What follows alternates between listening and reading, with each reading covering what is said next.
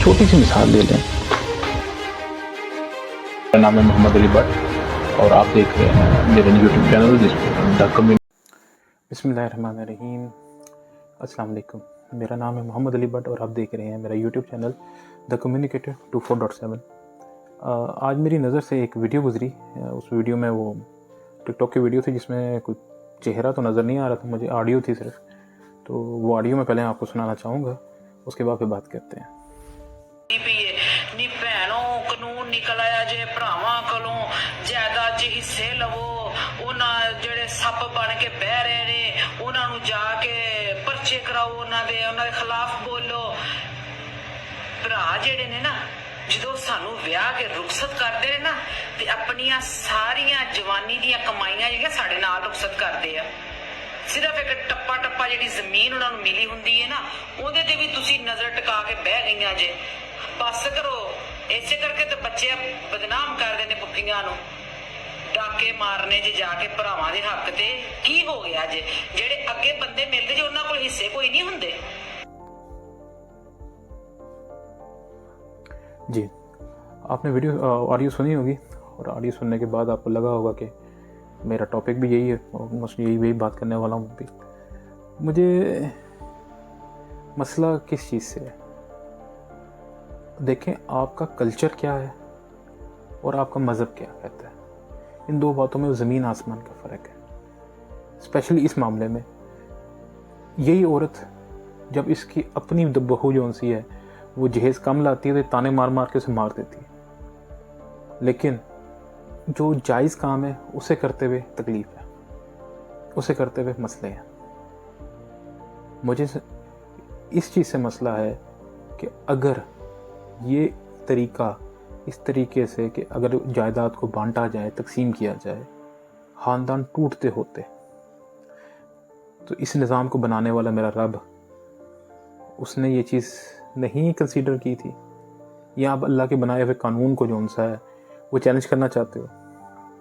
आप चाहते हो कि नहीं, हमारा जो माशरा हमें सिखाता है वो ठीक है, हमारे बाप दादाओं ने तो यही किया था। अगर यही करना है तो फिर आप कलमा क्यों पढ़ते हैं? अपने आप को मुसलमान क्यों कहते हो? आप ना को कोई ज़रूरत नहीं है आपको मुसलमान कहने की अपने आप को। जब अगर आप मज़हब इस्लाम के साथ ही नहीं चलना चाहते, आपको लगता है कि नहीं ये तरीका ही गलत है, तो आप अपना मज़हब बदल लें। लेकिन कानून को कौन बदलेगा? ताज़ीरात पाकिस्तान को कौन बदलेगा, जिसके अंदर यही बातें लिखी हुई हैं जो आप चाहते हो कि आप सिर्फ अपने भाइयों को हिस्सा देना है, हम बहनों ने हिस्सा नहीं लेना। देखें, इन सारे मामलात के अंदर जो सबसे बड़ा मसला है वो ये नहीं है कि आपने अपने भाइयों के साथ वफादारी दिखानी है या आपके भाइयों को चाहिए कि वो आपके साथ वफादारी दिखाएं। मसला ये आ गया कि आपकी औलाद का क्या कसूर है और उनकी औलाद का क्या कसूर है। क्योंकि बड़ों ने तो अपना आप कर लेना है, मैनेज कर लेना, चला लेना, कुछ ना कुछ कर ही लेना है। देखो, औलाद मोहब्बत वालिदैन के अंदर बहुत ज़्यादा होती है, इसी तरह बहन भाइयों में भी आपस में प्यार मोहब्बत बहुत ज़्यादा होती है। तो ज़रा कम है, लेकिन इसका यह मतलब नहीं है कि इनमें मोहब्बत होती ही नहीं है, होती है, मस्त होती है मोहब्बत। मोहब्बत जो उनसे इनकी वो ज़बरदस्ती का रिश्ता तो नहीं हो सकता ना। आप क्या चाहते क्या हैं आप कि कल को औलादें आपस में लड़ती मरती रहे, मसले बनते रहे। हर शख्स आपकी तरह नहीं सोच सकता, पहले इस बात को समझना पड़ेगा। ख़ानदान जो उनसे हैं वो कभी बराबर नहीं होते। हम 5 उंगलियां बराबर नहीं करते तो फिर भी ख़ानदान होते हैं। ये मज़हब इस्लाम ने इसीलिए तो ये निज़ाम बनाया था कि अगर ख़ानदान में कोई हद से ज़्यादा अमीर हो रहा है या कोई गरीब हो रहा है तो कोई बैलेंसिंग का तरीका है। इस तरह बैलेंस हो चीज़ें, बैलेंस करके चलो। आपके ख़ानदान में कोई ऐसा भी होगा जिसको बिल्कुल ज़रूरत नहीं होगी इस चीज़ की, लेकिन बाज़ लोग ऐसे भी होंगे जिनको ज़रूरत होगी, ठीक है। और बाज़ औक़ात आप बड़ों के डर से ये काम नहीं करते, और बाज़ औक़ात आपके दिल के अंदर वो इस तरह पनप रहा होता है जैसे आग बबूला हुई होते हैं। आपको मौका मिलना चाहिए, आपको मौका मिले आप फ़ौरन करते हो, नहीं मिलते आप कहते ठीक है नहीं मिल रहा। अपना मौक़िफ़ क्लियर करें फर्स्ट ऑफ ऑल। आपका मौक़िफ़ गलत है, आपके वालिदैन इंतकाल कर गए हैं, कोई मसला हो गया है, तो उस चीज़ को एड्रेस करें। जायदाद की तकसीम कहीं से भी इल्लीगल नहीं है, ये किसी भी लिहाज से गैर अखलाकी नहीं है, ये किसी भी लिहाज से गैर इस्लामी नहीं है, तो फिर क्या मसला है? कहाँ पे आके आपको लगता है कि लो जी ये हम बड़ा गलत कर रहे हैं काम? इस गलती का कौन कैसे आप करेंगे? कैसे इस चीज़ को बैलेंस कर सकते हैं आप? मुझे अजीब सा लगता है ये कहते हुए कि देखें, जिस ताया चाचा ने वो अपनी एक जायदाद पकड़ के किसी एक भाई या दो भाइयों को या सारे भाइयों को उसने कहा जी ठीक है मैं आपको ट्यूशन देता हूँ, अपने बहन भाइयों को नहीं दिया हुआ, तो वो ये समझ रहा है कि मैं रह रहा हूँ बीच में तो मैं अपने लिए सब कुछ ठीक कर रहा हूँ। फर्स्ट ऑफ ऑल वो अपने बड़ों के लिए नुकसान कर रहा है, ठीक है ना। कई ऐसी हदीस वगैरह मिल जाएंगी, मैं चूँकि इस्लामी चैनल नहीं चलाता, मैं अभी हवाले नहीं देना चाहता उसने मुझ पर कोई नए फतवे लगा दें अब अपने अपने फ़िरकों के हिसाब से, तो मैं उस चीज़ पे नहीं जाता। लेकिन मैं बात ये कह रहा हूँ कि जो शख्स फौत हो गया उस शख्स की जायदाद तकसीम करना उसकी औलाद की ज़िम्मेदारी है, और उसमें बड़ी औलाद की ज़्यादा ज़िम्मेदारी है, और सबको करना चाहिए, ज़रूरी है। ट्रिकल डाउन इफेक्ट आएगा। अगर जिस खानदान में ये काम नहीं होगा उस खानदान के अंदर कोई एक या एक से ज़्यादा लोग बेहतर होंगे और कुछ बहुत बुरे हालात में होंगे।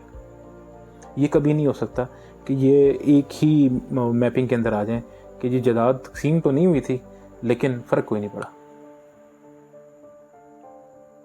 ये वाहिद ऐसा तरीका है जिसमें शौहर अपनी बीवी को ये नहीं कह सकता जाओ अपने भाइयों से अपना हिस्सा लेके आओ, तुम्हारी मर्जी, अपने भाइयों से अपने वाले से लेना चाहती हो लो, नहीं लेना चाहती ना लो। लेकिन क्यों उस बहन से ये कहा जाता है कि नहीं छोड़ें, नहीं तुमने नहीं लेना। जिस तरह ये खातून इन्होंने कहा जी कि भाइयों ने हमारे लिए क्या कुछ नहीं किया, तो उनके लिए भाइयों ने किया, ये उनकी जिम्मेदारी थी, उन्होंने किया। आपके माशरे ने उनके साथ ये जुल्म किया कि आपको जहेज़ और बाकी चीज़ों के चक्कर में डाल दिया। ये आपके माशरे ने किया, इसमें मज़हब इस्लाम या बाकी चीज़ों की इजाज़त नहीं है।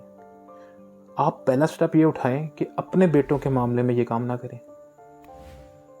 ये जो औरत आज बड़े आराम से अपने भाइयों की डिफेंड कर रही है, बेसिकली ये अपने बेटों को भी यही सिखा रही है कि तुमने अपनी बहनों को कुछ नहीं देना।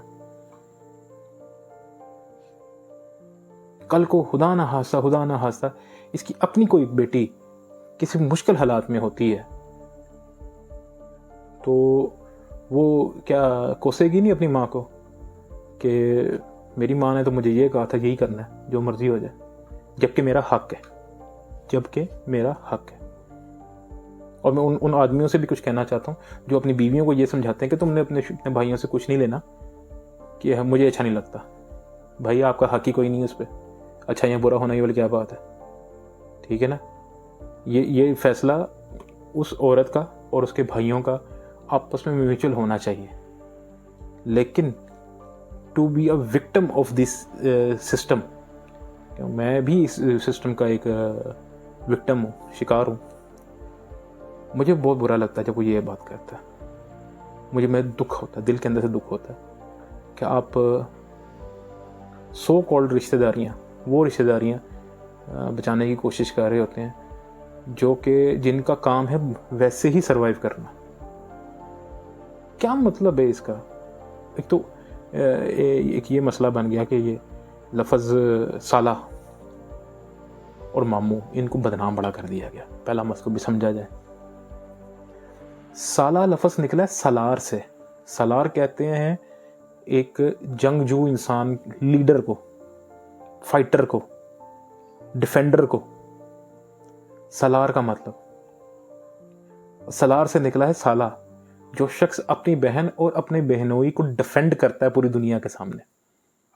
उस बेचारे को साला गाली बना के रख दिया आपने।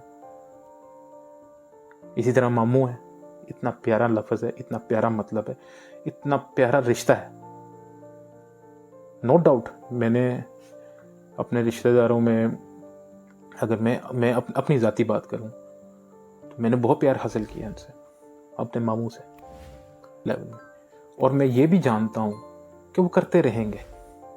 ये नहीं हो सकता कि वो कभी किसी वजह से उसको साइडलाइन कर देंगे। It is not possible. रिश्ता ही ऐसा है।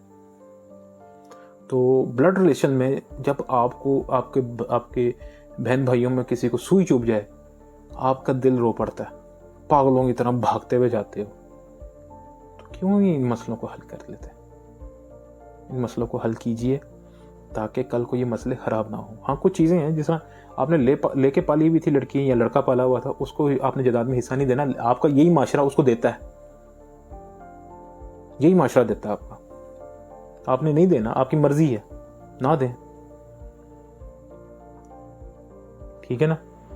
اس کے مقابلے پر اولاد اپنے والدین کی زندگی میں, والد کی زندگی میں انتقال کر جائے خود, اس کا ورثہ اس کے اپنے والد کی جائیداد میں سے کوئی حصہ نہیں ہے. لیکن یہ گورنمنٹ آف پاکستان کے کوئی نئے تو نہیں, کوئی ترمیم شدہ قانون کے تحت ان کو بھی حصہ مل جاتا ہے اگر وہ لینا چاہیں تو. لیکن ہمارے ملک کا قانون ہی اتنا عجیب و غریب سا ہے کہ ایک جائز طریقے سے بھی اگر آپ اس کام کو کرنا چاہو تو نسلیں جوان ہو جاتی. ٹھیک ہے نا. تو ایسے حالات ہیں ہمارے قانون میں, بہت لوپ ہولس ہیں, ان کو ٹھیک کرنے کی ضرورت ہے. لیکن میری ان اسپیشلی ایسی والداؤں سے جو اپنے بیٹیوں کو یہ سکھا رہے ہوتے ہیں کہ بھائیوں سے بنا کے رکھنی ہے, یار کام ہے بھائیوں کا بنانا, والی بنتے ہیں وہ اپنی بہنوں کے, آگے جا کے انہوں نے اپنے ان کے جو ان سے بہنوئی ہوتے ہیں وہ اکاؤنٹیبل ہوتے ہیں ان کے سامنے. لیکن اس کا یہ مطلب تو نہیں ہے کہ اپنے حقوق کو چھوڑ دیا جائے. کس کے لیے, کس چیز کے لیے چھوڑیں گے آپ حقوق؟ اور آپ نے تو دیکھیں, میں بڑی وہ عجیب و غریب سی بات کرنے لگا ہوں, آپ نے ایک سرٹن ٹائم کے بعد تو ویسے بھی اس دنیا سے چلے جانا ہے. ٹھیک ہے نا. اور یہ ایک ایسا کام ہے کہ اگر جائیداد بانٹ دی جائے, تقسیم کر دی جائے, اور کرنے والا کوئی گھر کا کوئی نیک اچھا آدمی ہے تو اس کو ٹکے کی بھی نہ, اس کو یہ نہیں کہا جائے گا کہ تم نے اچھا کام کیا, نہیں, اسے کبھی نہیں کہیں گے. ہاں اگر وہ جائیداد پہ قبضہ کر کے بیٹھ جائے تو وہ برا ضرور بنے گا, اسے برا ضرور کہا جائے گا. لیکن اگر وہی جائیداد کو تقسیم کر دے اور اب ساروں میں اپنا جو ان کا بنتا تھا ان کو دے دے تو ہم کہیں گے نہیں, یہ تو کرنا ہی تھا نا. تو یہ بھی ایک مسئلہ ہے. ہم اپریشیٹ نہیں کرتے کسی اچھے کام کو, کسی اچھی چیز کو, کرتے ہی نہیں ہے, ہمیں عادت ہی نہیں کرنے کی. ہم اسی چیز میں رہتے ہیں, نہیں یہ تو کرنا ہی تھا, یہ تو ہونا ہی تھا. اچھا, اس میں ایک کیٹیگری اور ہے, اس کیٹیگری کو ڈسکس میں کرنا چاہ رہا تھا, پھر میں رک گیا. پھر میں نے کہا نہیں, اب کر لیتے ہیں ڈسکشن ہی بڑی عجیب سی ہے.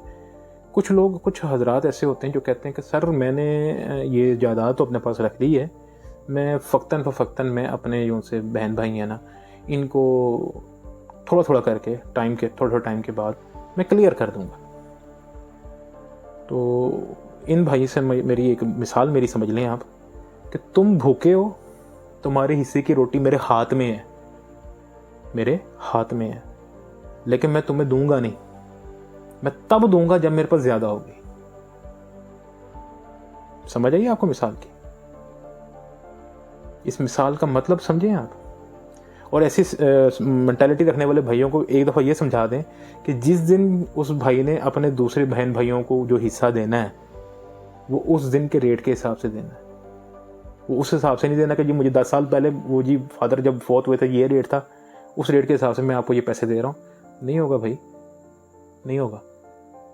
وہ آج کے ریٹ پہ چلے گا. یہ وہ چیز ہے جس کی وجہ سے پھڈے بڑھتے ہیں, مسئلے بنتے ہیں. ان مسئلوں کو سمجھیں. آپ بڑے آرام سے کہتے ہیں جی اپنا نیکیاں کریں اور بدی کی اور ٹھیک ہے معاملہ ختم ہو گئے. آپ کے اس عمل سے اگر کوئی شخص, کسی کی اولاد, آپ کی بہن کی یا بھائی کی اولاد, اتنا سا بھی اس نے اسٹرگل کیا ہے, قیامت والے دن اس کا حساب آپ سے لیا جائے گا. چاہے آپ اس کے لیے ویسے بہت اچھے ہیں, چاہے آپ کو ان کا محبت و پیار کا لیول کچھ اور ہے, تب بھی اپنی ذمہ داری کو سمجھیے. یہ ضروری ہے. ہمارا معاشرہ ہمیں اپنے مذہب سے علیحدہ کر دیتا ہے. اپنے مذہب سے علیحدہ مت ہوئیے, اپنے معاشرے سے چاہے ہو جائے. چیزوں کو سیدھا رکھیں, سیدھا کرنا ہی فائدے میں ہے, ورنہ نقصان ہے. شکریہ.